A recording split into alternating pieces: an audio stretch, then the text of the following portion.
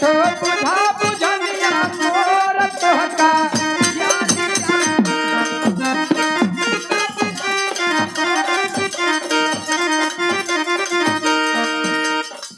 ज्ञान जानिला तोहका ज्ञान जानिला एक ठो बुझा बुझनिया मोर तोहका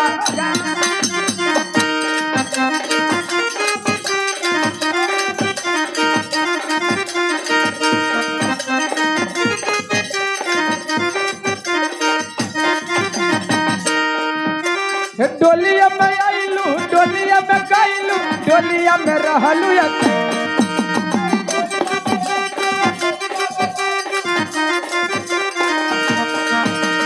डोलिया में आइलू डोलिया में गइलू डोलिया में रहलू के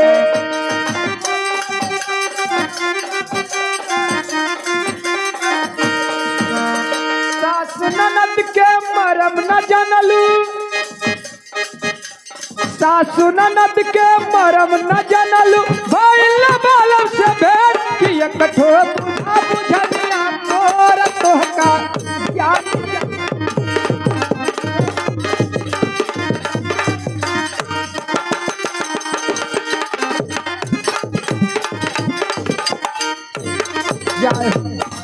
जाओ इस रात दरबार की जय हो यहाँ की महारानी की जय हो एबो कारे के कौने मुंह में जाई से तो हमार कानून न खोदाई तोर कानून खोदाई मुख तो तोहरी घर से तब ना बुझाई जय हो गुरुदेव एक तो फुटबॉल ने लुका दे आए देवी ये कौन सा शहरी तू फुटबॉल लिया मतलब कुछ सामान टार तू ये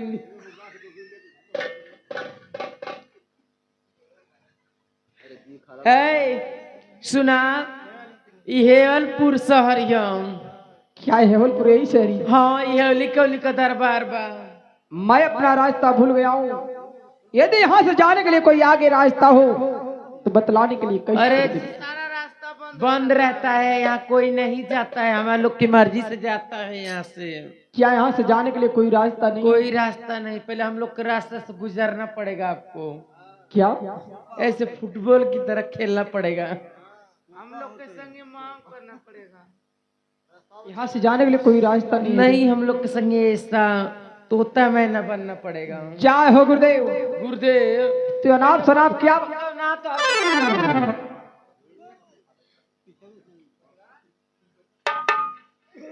आए देवी यदि कोई रास्ता हो तो बतलाने के लिए कष्ट करो हमें बहुत दूर जाना है जना गुरुदेव तो हरना है कुछ करे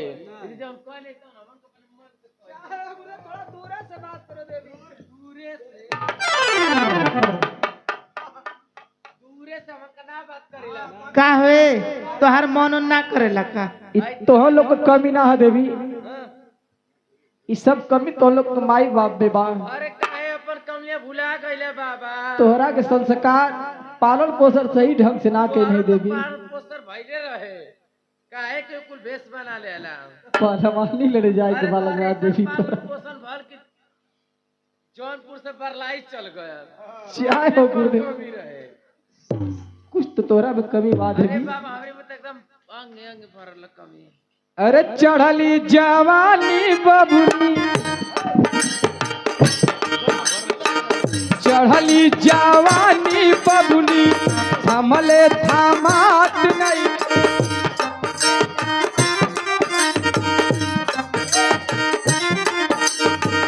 चढ़ली जवानी बबुनी थमले थमात नहीं थे किताह लागी जइया थम उठे दुनिया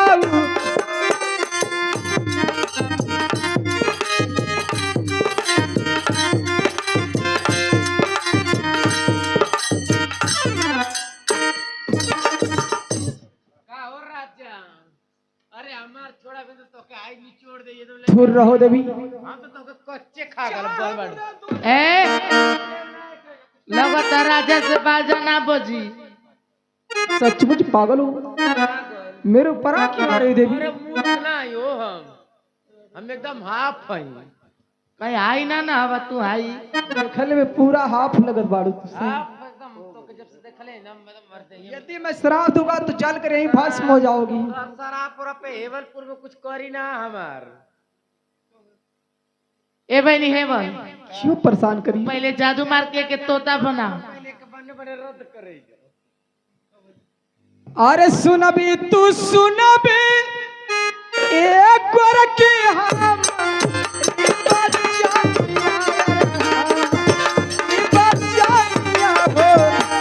अरे सुन मटकिया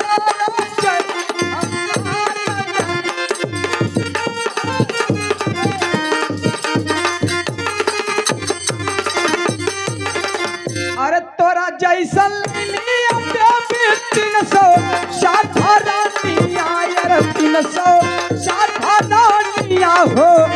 अरे ब्याही तिरिया घरवा छोड़ी आइला।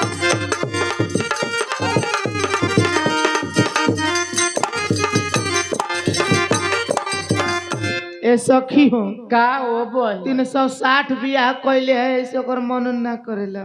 मन पे करे तना करी के एकदम दौड़ी खुदे तो छर्रानी अरे के तमे तो भीतर खुदा को चलाई बड़ी बड़ी ये कितना बड़ एकरा मुंह भर कम लोर दिखाई। पहले चलो तुम्हारे राज दरबार में पूरा तोरे नाप नाप देव तो के क्यों परेशान कर रही है? बरसात तोरे तना तो का चक्कर ही आई खड़ा गोड़ा एकदम हरे लगी बहुत बेशरम हो देवी मार जा तू के ले चल काली काली महाकाली एक वचन जाना खाली छू क्या हो गुरुदेव? काहे से तू ये ना लगत हो? इनसे ना सबरता तो गुरुदेव को बुलाओ गुरुदेव तार गुरुदेव ए सखी हाय खै झड़ी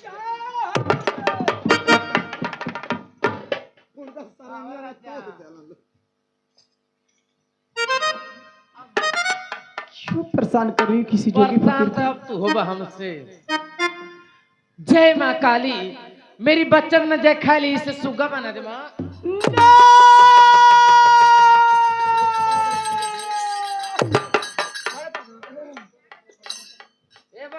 ए बनी हेवली निपट ले। सुन हाँ तू छोट छाट है तोरी में समय ना लगे हम लंबी चौड़ी हमारे में ढेर समय लगे। निपट ले रे, हमके लाज लगत ह। बाक लाज कैसे रे पहले इधर मुंह खोल के मुंह बैठ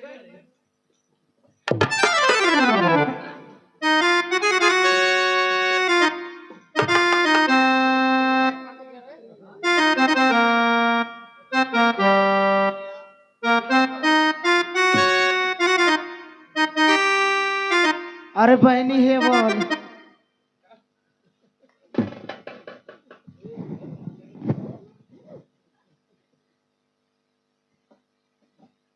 का भले भाई इतना जना था कि हमके चक्कर उक्कर आ जाए।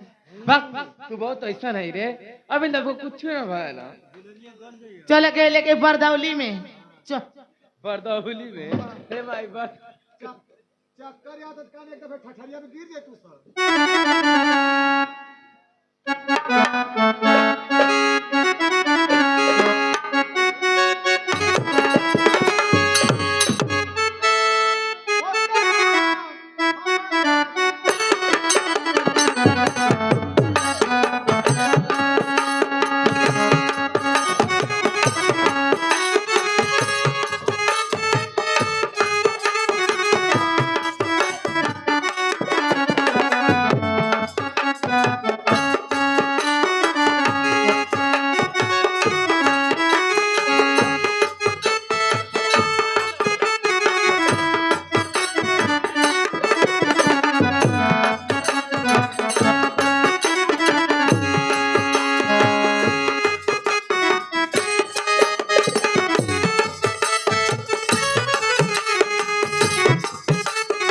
क्या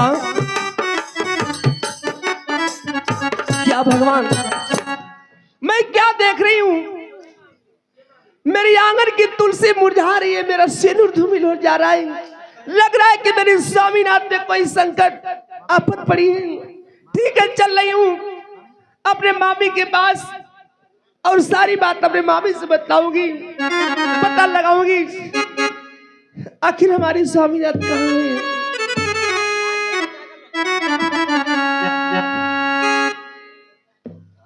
किया रे सखी रे, किया रे सखी रे, सारी रातिया जागल रहुवी, आरे पिया संगे लागल रे रहुवी। किया रे सखी रे, किया रे सखी रे, आरे भोरवे के बेरावा रे रखिया कलुएरा। ओ भोरवे के बेरावा रे रखिया कलुएरा।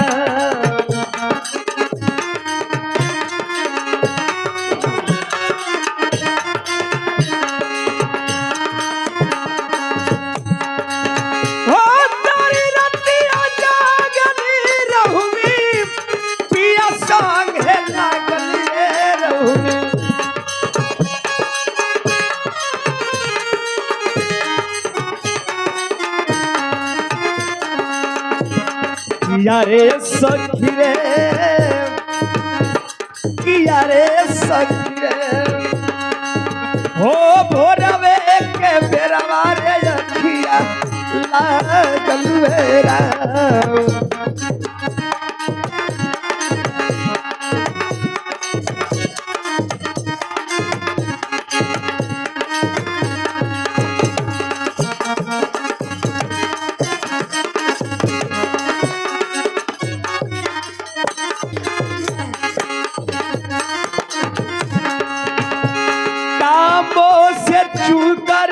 भइल हियरा में दुख हो गइल।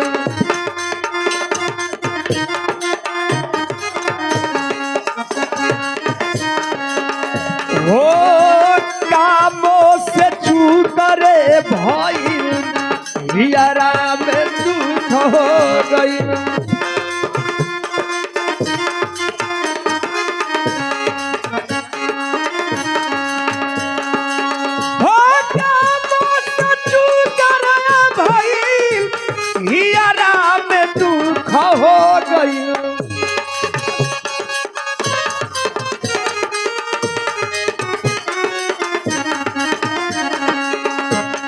यारे सखी रे,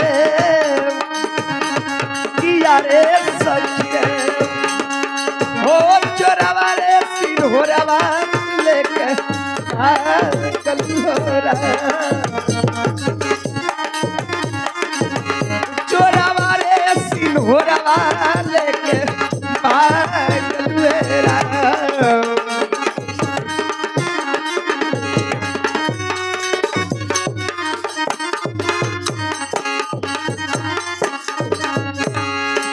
हमारी फूटी रे गौवे, चूड़ी हमर फूटी, चूड़ी हमर फूटी, चूड़ी हमर,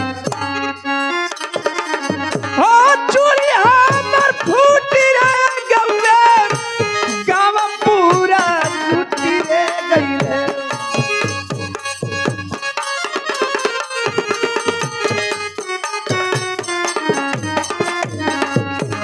चूड़ी हमारी फूटी रे गौवे,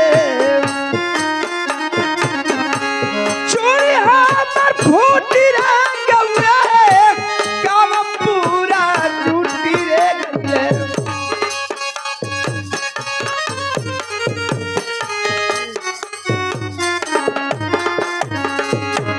किया रे सखी रे, किया रे सखी रे, आरे छुट्टी गौवे गोरावा के छाप गलुए।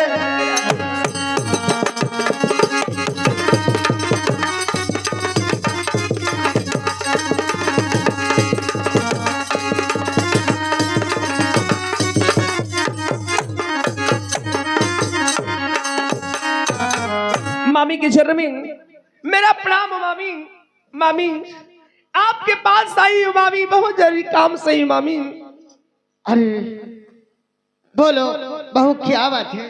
मामी मेरे आंगन की तुलसी मुरझा रही है, मेरा सेनूर धूमिल हो जा रहा है मामी। लग रहा है कि हमारे स्वामीनाथ किसी संकट में मुसीबत में पड़े मामी। आप ही पता लगाइए मामी, आप तो जादूगर है मामी। पता लगाइए कि आखिर हमारे स्वामीनाथ कहाँ पर है मामी। ठीक है, मैं पता लगाती हूँ और अपने माया की जाल में सब कुछ देखकर बतलाती हूँ।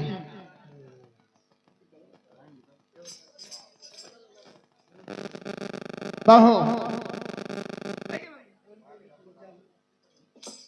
बहू मैं ये देख रही हूँ हेली केली अपने जाल में फंसा कर रखी है सब। क्या उसे सुगा बना कर रखी है। हमारे स्वामीनाथ हेवलपुर में ही और हेवली के लिए सुग्गा बनाई है। हाँ मामी आप तो जादूगर है मामी। चलिए मामी हमारे स्वामीनाथ को वहां से छुड़वा दीजिए मामी। ठीक है बहू, चलो तू मेरे साथ चलो।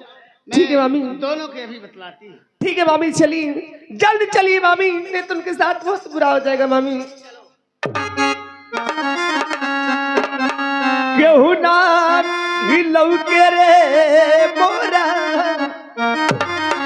जाई हम कवले मोरा।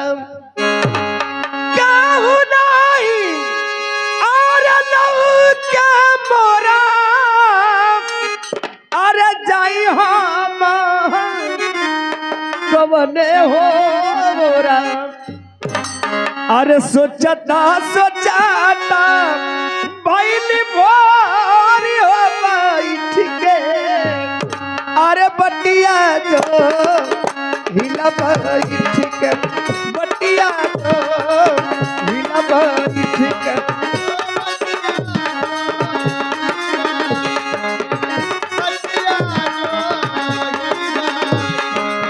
हो केहू नाही लौ के मोरा जाई हम कवले हो मोरा।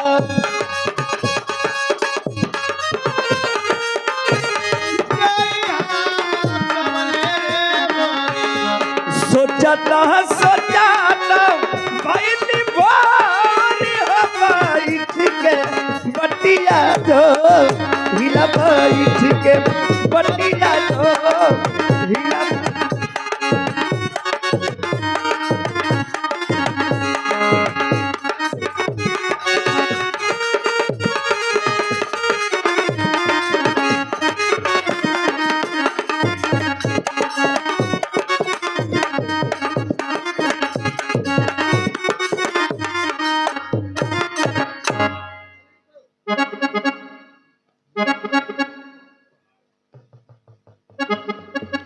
कारे बहन है बोलो, कारे बहिनी आज दिन कैसे बीती? ये बहिनी हमार तो अभी कोई दिन न मनन करता। हमके मन कर था आज ना मिली तो ही नहीं के लेके जाई। ये बहिनी छोटे भर रहुए रे।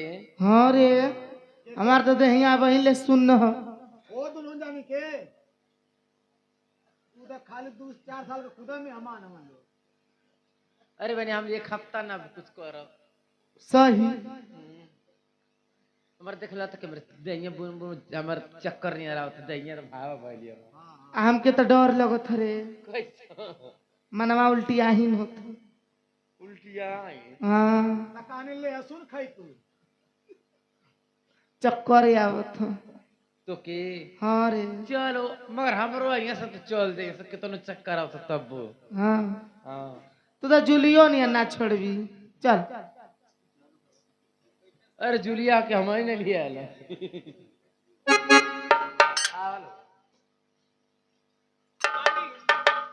हाँ बहू, ये कौन सी जगह है मामी?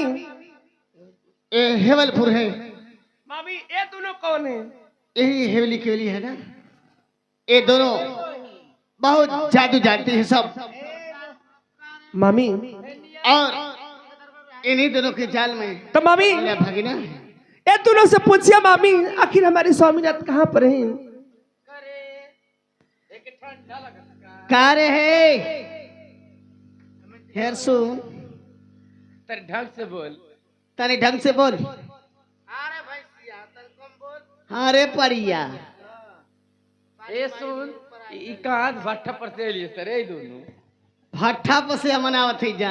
देखो रे काली माई नहीं रे तुम हम देखत है रे एकदम चरखा मती भइल है ना रे तो कहने ले जेती रे सुन डेल बोल भी ना था जोर मन टिकवा लगले उ कच दे बाबे। ढेर बन भी ना तो नचाई वैसे न कि नच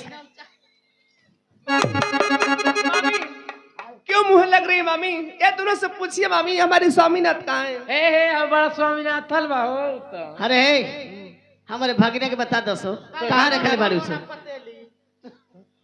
पतेली देखबी तो के दिखाई ना जाने नहीं जा ना जाने ली नहीं हमन के जे आयल उनको फिर ओकर पता ना चलल हम प्यार से पूछे तनी बता दो सो का कर आ ना बताई से ना तब हाँ रे हाँ एकदम सुपेली बिनीला जलनी हां तो वे कर हाँ यहाँ से रैनी तक ले दौड़ के जाइला गांव गिराव ना चलत तू बहुत बोला हाँ हाँ हमके जाने लू ना मामी। जाने लीला मामी आप तो जादू जानती है मामी। इधर मन टिकवा हिलने लगी 4 बजे के। मामी ऐसा बताओ ये दोनों को खजली धराइए मामी तब ये दोनों मानेंगी। ऐसे ही ना मनिए से पहले इन्हन के नचावत हनी देख कैसे ठंडा लगत का तो के भाई जी। ठंडा जानत ही हम हमेशा नदी किनारे रहिला ये से ठंडा गइयो। ठंडा ना गले हमके गर्मी हो गल है अब तोहन के देखली तो ऐसे और गर्मी हो गई है रुक जा सन तोहन मानबू सना आज हम तोहन के खजली धरा तने रुक जो काली काली महाकाली पर चले जा खाली खाली और हेवली केवली के खजली धले हाली हाली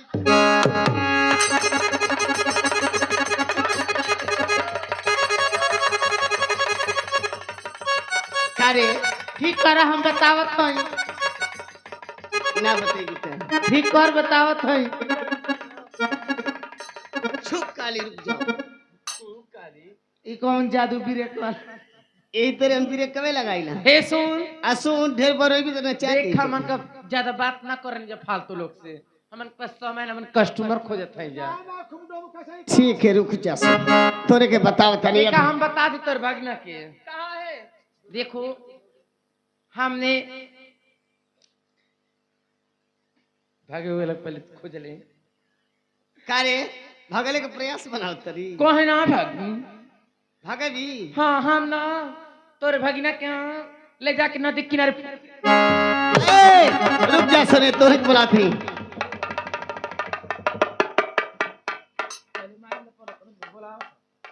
चलो बहू मैं अभी भगना को बुलाती हूँ काली काली महाकाली पर बचलने जा खाली खाली और भगना आजा हाली हाली अरे मामी अब ठीक है ना। इसे यहाँ क्यों लेकर आई हो मामी? इसलिए लेकर आई हूँ कि तुम बहुत संकट में थे हाय मामी, मैं इसका चेहरा नहीं देखना चाहता हूँ मामी। यदि ज्यादा जवानी के जोश में चूर तो जाकर अपना कोई दूसरा स्वयंवर रचा ले, इससे मुझसे कोई मतलब नहीं है मामी। अरे भगना अगर ये नहीं रहती तो तुम जिंदा नहीं बच सकते। कुछ भी होता मामी, बहुत होता कि मैं मर जाता, लेकिन मैं इसे देखना नहीं चाहता हूँ मामी। इसे जितना जल्द हो सके ले जाओ मामी यहाँ से। ठीक है मैं लेकर जा रही हूँ।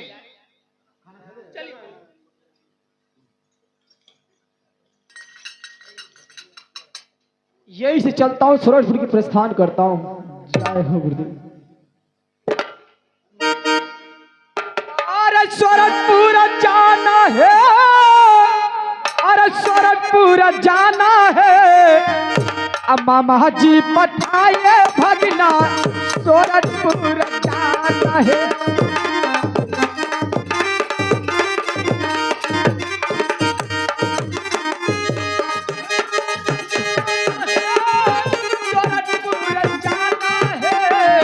मामा जी पठाए भगना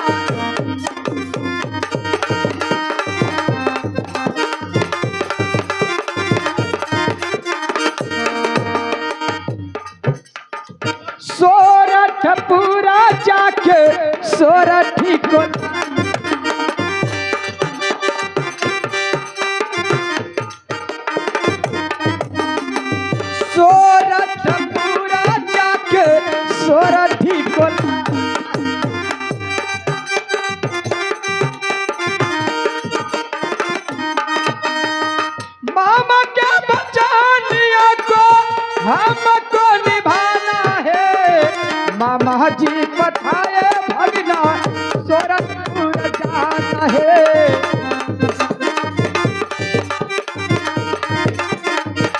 जय हो, जाओ श्री राम दरबार की जय हो, यहाँ की दरबारी की जय हो।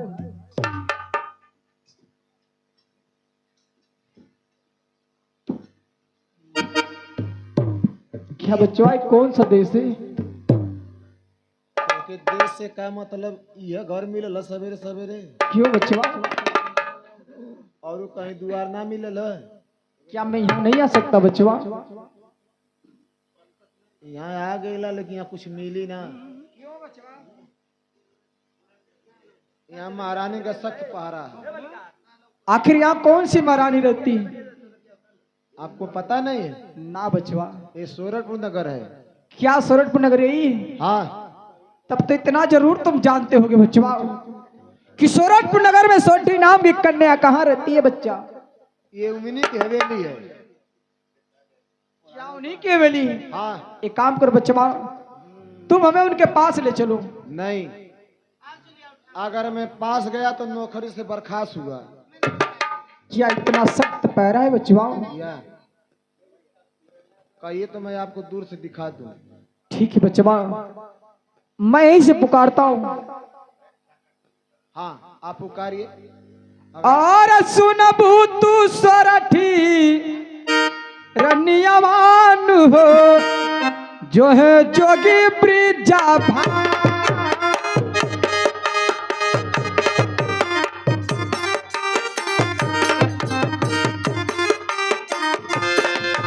सुनबू तू सोरठी रनियावान हो, जो है जोगी ब्रिजा भान।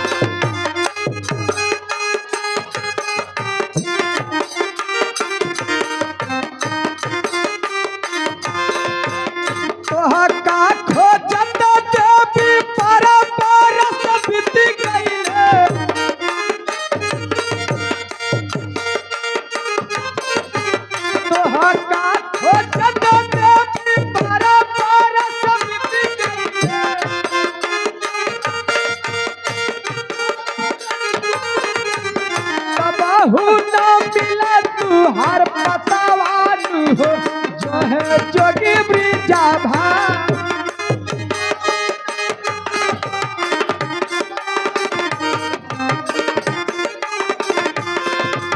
कबहू न मिला तू हर पतावान हो, जो है जोगी ब्रिजा भान।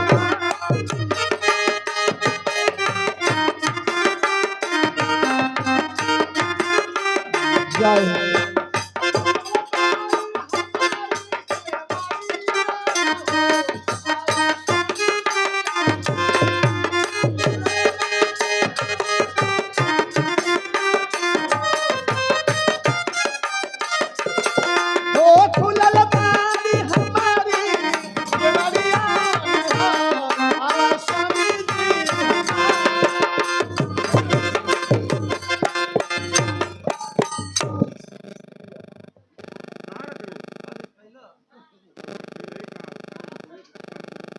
आय देवी,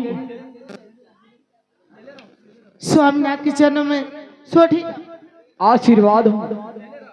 मैं तुझे अपने साथ ले जाने के लिए आया हूँ, क्या मेरे साथ तुम चल सकती हो? हाँ स्वामीनाथ, मैं तो कब से आपका राह देख रही थी स्वामीनाथ। तो ठीक है देवी, तुम हमारे साथ चलो। ठीक है चलिए। बच्चवा मैं इसे लेकर जा रहा हूँ। भैया मैं जा रही हूँ भैया, मैं जल्द आऊंगी भैया। भैया, अब हम तो और भैया हो गईली, तो रोवा मत, जल्दी बधावर लेके आई। तुम उदास मत होना, मैं जल्द ही आऊंगी। आई हमार का हो गई ना जीजा। तो एक काम करिए बहन, जइया अपने घरे न, तो अपनी ननद से हमार सेटिंग करा दी है।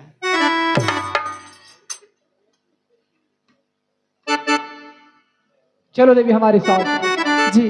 और डोलिया उठावेला कहरवानु जी हो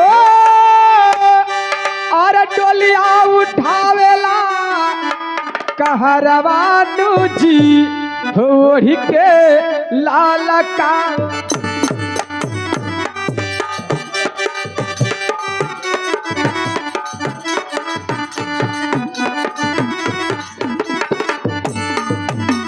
डोलिया उठावेला कहरवानु जी होड़ी के लाल का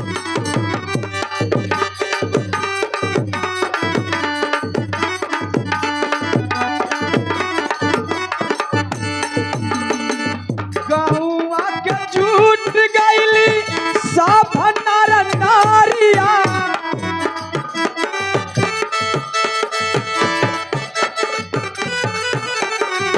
गहुआ के झूठ गईली सब नर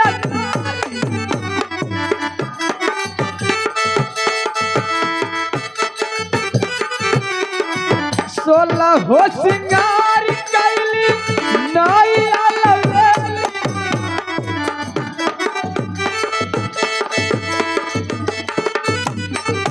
आँखी में लगावेली का जारवा जी ओढ़ी के लाल का